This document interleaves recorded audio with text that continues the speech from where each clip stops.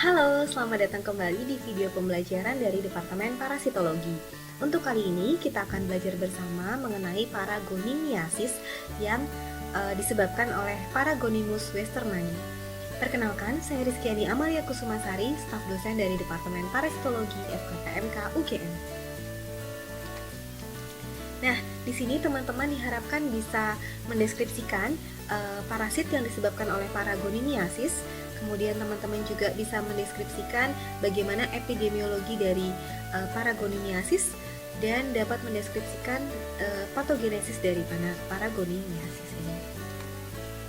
Nah, di deskripsinya kita bisa lihat bahwa paragonimiasis adalah suatu penyakit yang kondisinya ini ditandai dengan adanya peradangan subakut hingga kronis pada paru-paru di manusia. Jadi memang hospesnya atau inangnya adalah manusia. Dan penyakit ini disebabkan oleh Paragonimus spp atau spesies Paragonimus spesies yang termasuk dari trematoda atau cacing trematoda yang menginfeksi hewan maupun manusia. Jadi biasanya mamalia yang terinfeksi oleh si Paragonimus spesies ini. Sudah ada laporan sekitar 20 juta orang atau individu yang pernah terkena oleh spesies Paragonimus ini. Dan lebih dari 10 jenis spesies yang bisa menginfeksi manusia, tetapi memang hanya satu spesies yang paling banyak ditemukan bisa menginfeksi manusia, yaitu hanya Paragonimus westermani. Biasanya dikenal sebagai oriental lung fluk atau cacing paru oriental. Nah, cacing ini biasa ditemukan atau banyak ditemukan di manusia yang berada di daerah Asia, Afrika, dan Hispanik. Kemudian angka infeksinya juga lebih tinggi biasanya di kalangan wanita pada umumnya. Namun khusus di Jepang, laporannya adalah pria parubaya juga menunjukkan peningkatan infeksi akibat kebiasaan dari makan makanan tradisional yang mungkin penanganannya kurang baik sehingga masih ada parasit yang di dalamnya dan ini menginfeksi si manusia yang memakannya. Nah, ini kita bisa lihat juga epidemiologi dari Paragonimus spesies. Di sini adalah gambaran epidemiologi yang tersebar atau terdistribusi dari spesies-spesies Paragonimus yang bersifat parasit hingga tahun 2018. Di sini dilihat Paragonimus spesies ini dapat ditemukan di seluruh Amerika, di Afrika, dan di Asia Tenggara. Dan Paragonimus westermani terdapat biasanya di Asia Tenggara dan di Jepang. Sedangkan Paragonimus kellycotti ini hanya ditemukan di Amerika Utara. Jadi memang spesiesnya dan distribusinya ini bisa berbeda antar jenisnya. Dan ini adalah siklus hidup dari cacing parasit Paragonimus ini. Jadi kalau kita lihat yang dari pertama adalah telur, nanti akan dikeluarkan tanpa embrio dalam dahak atau sputum karena ini memang cacing parasit yang ada di paru. Kemudian nanti akan secara bergantian ditelan dan dikeluarkan bersama dengan tinja. Nanti di lingkungan luar telur akan menjadi embrio, kemudian mirasidia juga akan menetas dari sana, lalu dia akan mencari inang perantara yang pertama yaitu siput dan nanti menembus jaringan lunaknya. Kemudian mirasidia ini melalui beberapa tahap perkembangan di dalam siput akan ada sporofista, redia, kemudian akan terakhir menjadi atau menghasilkan serkaria yang cukup banyak dan muncul dari siput. Serkaria ini menyerang inang perantara yang kedua, biasanya krustasea atau udang. Ini seperti udang karang misalnya atau kepiting, tempat mereka bisa membentuk kista dan menjadi metaserkaria. Jadi setelah serkaria akan menjadi metaserkaria. Ini adalah tahap infektif untuk inang manusia. Jadi metaserkaria ini yang akan menembus masuk ke manusia, menginfeksi manusia. Yaitu manusia dapat memakan juga dari makanan, misalnya memakan kepiting atau udang karang yang tidak dimasak dengan baik atau kurang matang. Kemudian yang terasamkan, makanan yang terasamkan yang mengandung metaserkaria parasit ini juga bisa masuk ke tubuh manusia. Lalu nanti metaserkaria akan keluar dari kista di duodenum atau di usus duodenum, menembus dinding usus tersebut, kemudian ke rongga perut, kemudian nanti akan melalui dinding perut dan diafragma ke paru-paru, di mana mereka akan mencapai organ dan jaringan lain manusia, yaitu bisa ke otak atau ke otot lurik. Nah, Namun ketika terjadi siklus lengkap ini misalnya tidak terjadi dengan lengkap, maka telur yang diletakkannya ini juga tidak dapat keluar dari sini. Nah, ini waktu dari infeksinya dia dari oviposisi ini bisa 65 hingga 90 hari. Jadinya siklus hidupnya cukup panjang untuk hanya satu cacing ini, mulai dari telur hingga cacing dewasa berkembang menjadi cacing dewasa.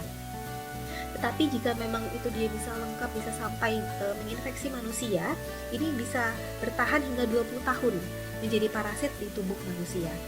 Diketahui juga bahwa terdapat beberapa jenis hewan seperti babi, kemudian anjing, dan beberapa jenis spesies kucing juga bisa menjadi hospes atau inang bagi si parasit Paragonimus westermani ini. Nah, ini adalah morfologi dari telur Paragonimus westermani. Jadi kisaran ukurannya 80 hingga 120 mikrometer panjangnya, kemudian lebarnya 45 hingga 70 mikrometer. Kemudian telurnya berwarna kuning kecoklatan, berbentuk bulat telur atau memanjang dengan cangkang yang tebal dan seringkali asimetris dengan salah satu ujungnya yang agak pipih. Nah, di sini juga operculum terlihat jelas di bagian ujung yang besar. Jika gambar ini kita lihat di gambar ini berarti adalah gambar bagian atas dari si telur. Kemudian pada ujung yang berlawanan, yaitu bagian bawahnya, ini terdapat aboperkular yang menebal. Jadi kutub atas itu ada operculum dan kutub bawahnya ada aboperkular. Lalu telur yang tidak berembrio biasanya dikeluarkan dan ditemukan melalui dahak atau feses. Jadi tergantung kita mengambil sampel dari manusia yang diduga terinfeksi oleh Paragonimus westermani ini. Nah, ini adalah morfologi dari cacing dewasa dari Paragonimus spesies, yaitu ini adalah cacing pipih yang besar, kemudian cukup kuat dan berbentuk oval. Mereka adalah hermaprodit, jadinya dua kelamin jantan dan betina itu berada di dalam satu cacing yang sama, dengan ovarium yang berlobus yang terletak di anterior dari dua testis yang bercabang.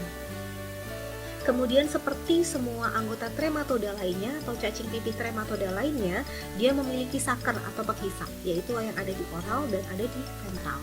Oral saker dan ventral saker. Nah, oral saker ini terletak di anterior dan ventral saker ini berada di tengah tubuh dari permukaan si morfologi dewasa si Paragonimus westermani ini. Nah, kalau kita lihat di sini juga patologi dan patogenesis dari Paragonimus westermani, yang pertama bisa kita lihat bahwa setelah menembus pleura, cacing ini akan tinggal di dekat bronchiolus atau di bronkus yang lebih besar.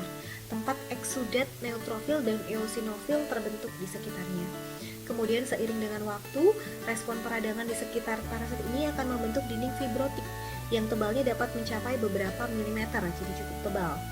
Kistanya juga nanti akan biasanya berukuran hingga 2 cm, 1 hingga 2 cm, dan seringkali berisi bahan berwarna kecoklatan yang kemungkinannya ini adalah berisi hematin.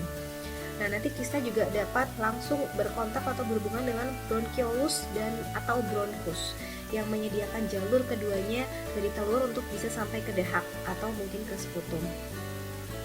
Kemudian komplikasi dari si Paragonianiasis ini meliputi ada bronkiektasis, fibrosis, dan pneumonia interstisial, dan bisa juga terjadi infeksi bakteri sekunder. Lalu sistem saraf pusat juga merupakan lokasi yang umum untuk keterlibatan adanya ekstra paru.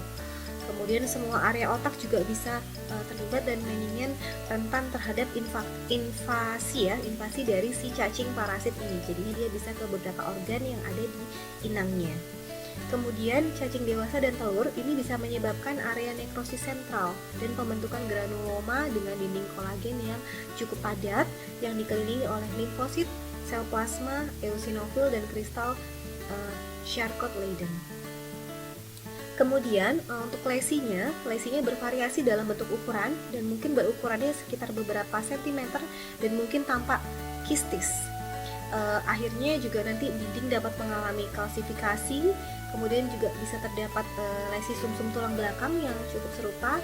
Tempat lain juga dari tempat cacing ini juga bisa menyebabkan kista atau abses. pada dinding usus, kemudian pada mesenterium, pada rongga peritoneum, hati, diafragma, miokardium, dan jaringan subkutan. Jadi dia cukup bisa di mana-mana untuk menyebabkan kerusakan di tubuh si inang atau hospesnya. Nah, kalau bisa disimpulkan dari ini semua adalah paragonimus merupakan suatu kondisi subakut dan kronik inflammatory disease, jadinya inflamasi subakut dan kronik pada paru-paru. Kemudian paragonimus westermani ini biasanya terdapat di Southeast Asia, di Asia Tenggara dan di Jepang. Kemudian telurnya ini karakteristiknya dia memiliki operculum di bagian atas ya, kemudian abu perkular yang menebal di bagian bawahnya, jadi saling berlawanan kutubnya. Kemudian ini juga terjadi infeksi bakteri sekunder, fibrosis dan bronkiektasis yang merupakan bentuk dari komplikasi paragonimiasis. Dan ini adalah beberapa sedikit referensi yang bisa kami berikan untuk teman-teman mahasiswa bisa mencari bahan di sini untuk dibaca lebih jelas lagi, tetapi tidak menutup kemungkinan teman-teman juga dapat mencari sendiri sumber-sumber lain yang lebih relevan dan lebih up to date untuk bisa jadi bahan pembelajaran mandiri. Demikian dari kami, dan sampai berjumpa lagi di video-video pembelajaran berikutnya.